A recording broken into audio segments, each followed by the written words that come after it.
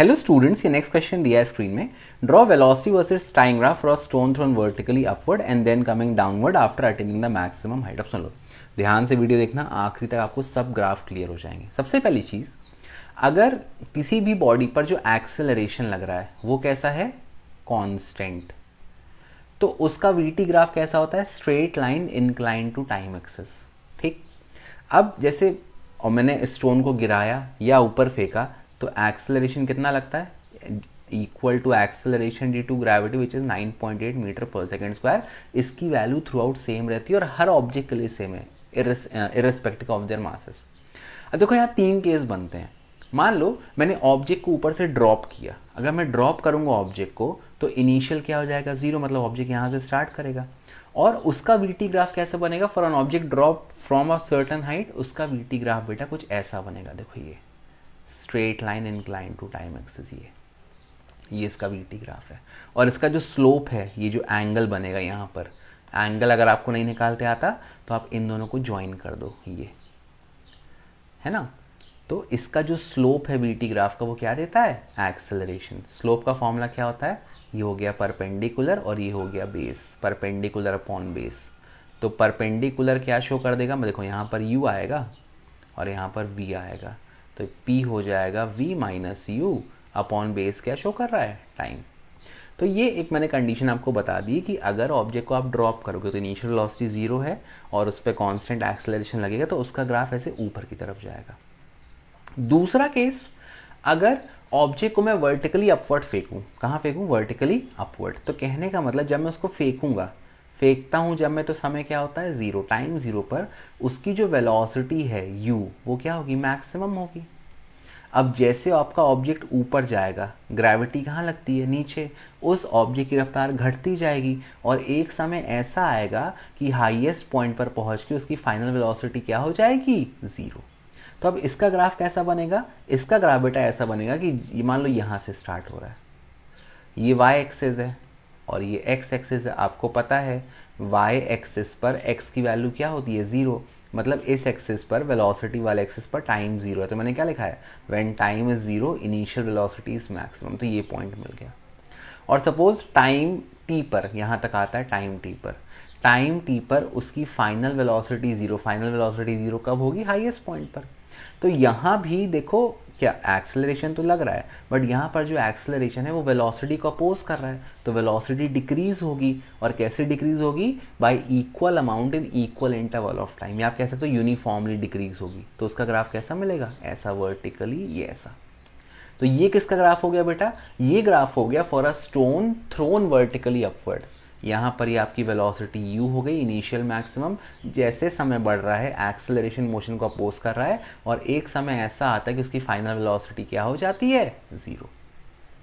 अब last case, ठीक है, मान लो जैसे वेलोसिटी एक्सेलरेशन दोनों वेक्टर क्वांटिटी हैं। जनरली अपन क्या मानते हैं कि अगर मैंने स्टोन को ऊपर फेंका, कहाँ फेंका, ऊपर, तो ऊपर वाला डायरेक्शन, इनिशियल जो डायरेक्शन होता है मोशन का, उसको अपन पॉजिटिव ले लेते हैं जनरली, और उसका अपोजिट वाला नेगेटिव लेते हैं। सपोज मैंने स्टोन को ऊपर फेंका तो इसका जो v है या जो भी इसका u है वो क्या, मैं क्या ले लूंगा, ऊपर वाला डायरेक्शन पॉजिटिव।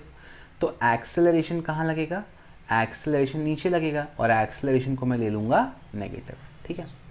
अब मान लो कोई स्टोन है, मैं उसको ऐसा कर रहा हूँ कि पहले मैंने इसको ऊपर फेंका और फिर वो ऊपर से नीचे आ रहा है, ठीक। तो मुझे उसी चीज का ग्राफ बनाना है। अब देखो ये ग्राफ कैसे बनेगा, बहुत ध्यान से देखना। इसको मैं यहाँ पे हल्का और बना दे रहा हूँ, फिर आपको समझ में आ जाएगा। ये देखो, थोड़ा सा बस ध्यान दो, बन जाएगा, ठीक। अब देखो यहाँ पे आप पैराडिगम लिख लो, यहाँ लिख लो आप वेलोसिटी और यहाँ लिख लो आप टाइम, ठीक। कह रहा है a stone is throne vertically upward, मतलब जब टाइम जीरो था तो स्टोन की वेलोसिटी मैक्सिमम थी। भाई ऊपर फेंक रहे हैं ना, तो जब मैं फेंकूंगा उस समय वेलोसिटी मैक्सिमम होगी। तो ये v हो गया और ये t हो गया, टाइम। मतलब यहाँ पर अभी मैंने बताया कि जब ऊपर फेंकेंगे तो ये जो u है ये आपकी मैक्सिमम वेलोसिटी u आ जाएगी, ठीक है। ये वेलोसिटी में पूरा लिख देता हूँ, कंफ्यूज की तरह v u भी लिख रहा है। अब क्या होगा, जैसे सपोज मैं स्टोन कहाँ जा रहा है, स्टोन ऊपर जा रहा है, नीचे वेलोसिटी कितनी है u, हाईएस्ट पॉइंट पे वेलोसिटी क्या हो जाएगी 0, सपोज टाइम लग रहा है t। तो सपोज यहाँ से यहाँ तक आने में ये हो गया पॉइंट O, ये हो गया पॉइंट A, ये जो आपका टाइम है बेटा दिस टाइम इज t। तो टाइम t पर उसकी वेलोसिटी क्या हो गई 0। अब ये टाइम एक्सिस है, टाइम एक्सिस पर वेलोसिटी, तो ये पॉइंट मिल गया। और मैंने क्या बोला, एक्सेलरेशन कितना लग रहा है -9.8, ऊपर जा रहा है ना, एक्सेलरेशन नीचे लग रहा है। अब क्योंकि एक्सेलरेशन कांस्टेंट है तो आपका जो ग्राफ है वो कैसा मिलेगा, स्ट्रेट लाइन। तो आपको ये पहला ग्राफ मिल गया। ये किसका ग्राफ मिल गया, for the stone thrown vertically upward journey के लिए।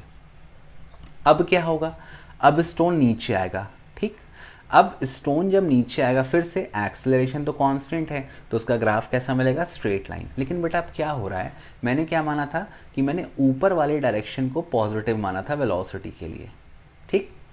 अब वेलोसिटी इंक्रीज तो हो रही है, देखो पहले, अब यहाँ वेलोसिटी 0 हो गई, अब वो जैसे आएगा नीचे एक्सेलरेशन लगेगा, रफ्तार बढ़ती जाएगी। बट ये नीचे आ रहा है ना, नीचे आ रहा है मतलब अब वेलोसिटी इंक्रीज हो रही है बट नेगेटिव डायरेक्शन में, ठीक। और आपको पता है जितना समय स्टोन ऊपर जाने में लेता है उतना ही समय स्टोन नीचे आने में लेगा। Time of ascent is equal to time of descent. तो पहली कंडीशन तो ये हो गई। अब दूसरी कंडीशन क्या होगी कि भैया जैसे आपका टाइम t हो गया, कितना हो गया, ये वाली कंडीशन टाइम t हो गया, तो टाइम t पर वेलोसिटी क्या हो गई 0। तो ये दूसरी कंडीशन मैंने बना दी पॉइंट A पर। अब क्या होगा, अब स्टोन यहाँ ऊपर से नीचे आएगा। अब जब ऊपर से नीचे आएगा तो रफ्तार बढ़ेगी, फिर से ग्राफ कैसा मिलेगा, स्ट्रेट लाइन, एकदम स्ट्रेट लाइन मिलेगा, ये बिल्कुल सेम। और ये स्टोन कहाँ तक जाएगा बेटा, अगर ये u है तो ये भी यहाँ u तक ही जाएगा। ये आपकी वेलोसिटी है u, और ये u कितना हो जाएगा -u। कहने का मतलब, अच्छा एक चीज़ और, जिस रफ्तार से मैं स्टोन को फेंकता हूँ, मान लो मैंने फेंका 5 मीटर पर सेकेंड से, तो उसी रफ्तार से स्टोन वापस मेरे हाथ में या ज़मीन में आएगा। तो ग्राफ इस प्रकार बनेगा। अब एक बात सुन लो, यहाँ वेलोसिटी टाइम दिया था, वेलोसिटी एक वेक्टर क्वांटिटी है, इसीलिए मैंने क्या किया कि जब स्टोन नीचे गिर रहा था तो वेलोसिटी के डायरेक्शन के अपोजिट चला गया, तो नेगेटिव आ गई वेलोसिटी। लेकिन अगर इसी में बोलते स्पीड टाइम ग्राफ प्लॉट करो तो स्पीड इज ऑलवेज पॉजिटिव। तो स्पीड टाइम ग्राफ में आपको क्या करना है, सिर्फ सब कुछ वैसा, ये शुरुआत का तो वैसा रहेगा, स्पीड भी डिक्रीज होगी। इनिशियली स्पीड मैक्सिमम है, जैसे जैसे ऑब्जेक्ट ऊपर जाएगा स्पीड डिक्रीज होगी, उसमें तो कोई दिक्कत नहीं है। लेकिन जब वो स्टोन ऊपर से नीचे आएगा, ठीक, तो यहाँ वेलोसिटी 0 है, अब इनिशियल 0 हो जाएगी और नीचे वेलोसिटी इंक्रीज होगी, बढ़ती आएगी। और क्योंकि स्पीड एक स्केलर क्वांटिटी है तो उसको अपन नेगेटिव नहीं ले सकते, तो ये ग्राफ नीचे ना जाके स्पीड टाइम ग्राफ के लिए ये ऐसा चला आएगा और सेम हाइट तक। ये समझ के मेरी बात में क्या कहना चाह रहा हूँ, स्पीड स्केलर है, नेगेटिव नहीं जाएगी। तो क्या हो रहा है, ये क्या दिखा रहा है, वेलोसिटी इज इंक्रीजिंग यूनिफॉर्मली। तो अगर ये टाइम t है तो यहाँ भी ये जो टाइम आएगा ये भी कितना हो जाएगा टाइम t। अच्छा तो सुनो, अरे यार थोड़ा ये हो गया, ये यहाँ टाइम t है, ठीक है, मतलब यहाँ का भी जो टाइम रहेगा ना बेटा, ये इतना टाइम, ये भी t रहेगा, थोड़ा ये इधर बन गया, सॉरी। तो कहने का मतलब ये हुआ कि टाइम t लेगा ऊपर जाने में, टाइम t लेगा नीचे आने में, जितनी रफ्तार से फेंकेंगे उतनी रफ्तार से वापस आएगा। और सबसे इम्पॉर्टेंट कि अगर वेलोसिटी टाइम ग्राफ है तो वो नीचे नीचे चला जाएगा, अगर स्पीड टाइम ग्राफ है तो वो ऊपर की तरफ हो जाएगा, क्योंकि स्पीड कभी नेगेटिव नहीं होती। तो I hope it is clear to you. Thank you for watching, bye bye, keep loving, keep supporting, bye. तेरी प्यार की परियों की वो कहानी, और इन कागजों में कहीं एक गुल